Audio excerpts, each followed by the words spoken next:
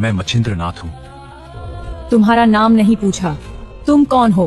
नाथ संप्रदाय का साधक, आदिनाथ शिव का शिष्य, शाबरी मंत्रों का तुम्हारा उपासक। मार्ग नहीं पूछा, तुम कौन हो? मैं तो उस मछली के अंडे से उत्पन्न हुआ। न मेरा कोई कुल था, न वैभव, न पहचान। यदि कुछ मिला तो केवल गुरु कृपा। तुम्हारा जन्म नहीं पूछा, तुम कौन हो? एक योगी जो लोक कल्याण के लिए साधना करता है। तुम्हारी साधन नहीं पूछी नाथ, तुम वास्तव में कौन हो? मैं देह नहीं, मैं चेतना हूँ। मैं वही ब्रह्म हूँ जो उस मछली में भी था और समस्त सृष्टि में भी है।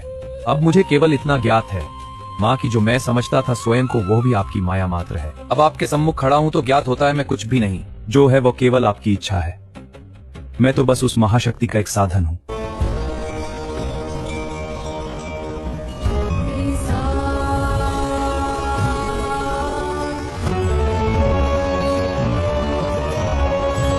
मच्छिंद्रनाथ, यदि तुम्हारी साधना पूर्ण है तो फिर तुम्हें मेरी शक्ति की आवश्यकता क्यों है? माँ, साधक की सिद्धि उसका अहंकार बढ़ाने के लिए नहीं होती। मैं आपकी शक्ति अपने लिए नहीं मांगता, मैं उसे लोक कल्याण के लिए मांगता हूँ। जहाँ मेरे मंत्रों से पीड़ितों का भय दूर होगा, वहाँ आपकी कृपा ही कार्य करेगी। मैं शिवहस्त का कालिकास्त्र हूँ।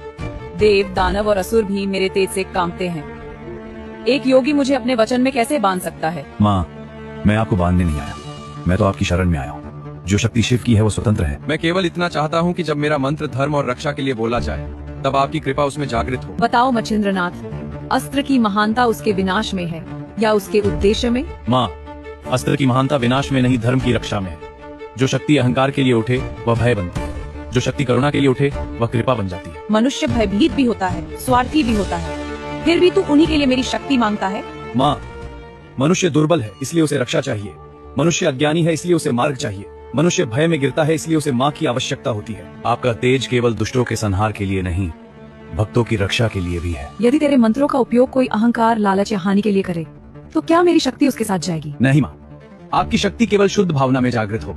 जहाँ धर्म होगा वहाँ आपकी कृपा हो, जहाँ छल होगा वहाँ मंत्र निष्फल हो जाए, जहाँ लोक कल्याण होगा वहीं कालिका माता का आशीर्वाद प्रकट हो। मच्छिंद्रनाथ, तू अपने लोग मुझे देखकर डरते हैं, तू मुझे देखकर नतमस्तक क्यों है?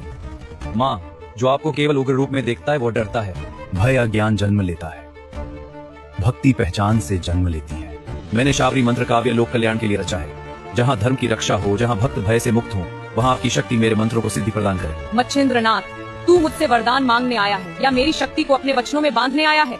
क्या तेरी साधना इतनी बड़ी हो गई कि तू शिव की शक्ति को आदेश देगा? माँ, मैं बांधने नहीं आया, मैं तो आपकी कृपा मांगने आया हूँ। कृपा? मैं शिवहस्त का कालिकास्त्र हूँ। मैं वह शक्ति हूँ जिसे महादेव ने दैत्य संहार के लिए धारण किया। माँ, आदेश मेरा नहीं होगा, आदेश धर्म का होगा। मंत्र मेरा नहीं, गुरु कृपा का फल है और शक्ति आपकी ही रहेगी। मधुर वचन बोलकर तू अपने उद्देश्य को छिपा रहा है योगी। जो शक्ति देवताओं के लिए भी दुर्लभ है, उसे तू लोक में बांटना चाहता है। माँ, शक्ति छिपाने के लिए नहीं होती, शक्ति वहाँ जागती है जहाँ अधर्म पीड़ितों को दबाता है। यदि आपकी कृपा दुखियों तक न पहुँचे तो वे किस माँ को पुकारे? तू कौन है मच्छिंद्रनाथ? एक योगी, एक मंत्र साधक, एक कवि, या वाह, जो भूत पिशाचों को वश में कर अब देव शक्ति को भी अपने अधीन करना चाहता है? मैं न स्वामी हूँ न विजेता, मैं दत्तगुरु का शिष्य हूँ। मैं शिव कृपा का पात्र हूँ। मैं केवल लोकहित के लिए आपके चरणों में निवेदन करता हूँ। यदि तू शिष्य है तो विनम्र रह, मेरे तेज के सामने अपनी सिद्धियों की बात मत कर। माँ, मैं अपनी सिद्धि नहीं दिखाता, पर यदि आप मेरे संकल्प को अहंकार समझ रही हैं, तो मैं अपनी साधना की सत्यता सिद्ध करूंगा। सिद्ध करेगा? मुझे, कालिका को, जिसके एक विकराल दृष्टि से दिशाएं कांपती हैं, जिसकी गर्जना से देव और दानव थर्रा उठते हैं? माँ, आपका तेज अनंत है, पर सत्य साधना भय से पीछे नहीं हटती। यदि मेरा संकल्प अशुद्ध है तो मैं आपके सामने टिक नहीं पाऊंगा।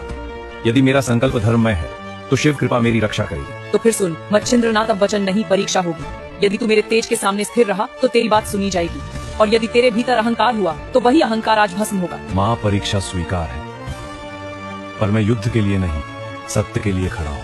तब देख शिवहस्त की कालिका शक्ति कैसी होती है। माँ कालिका का क्रोध जागते ही मंदिर कांप उठा और उनकी प्रचंड शक्ति विराट संहार रूप में समस्त सृष्टि पर छा गई। उनकी शक्ति चारों दिशाओं में फैल गई। माँ कालिका की महाज्वाला जब प्रलय बनकर ब्रह्मांड में फैलने लगी, तब वज्रनाथ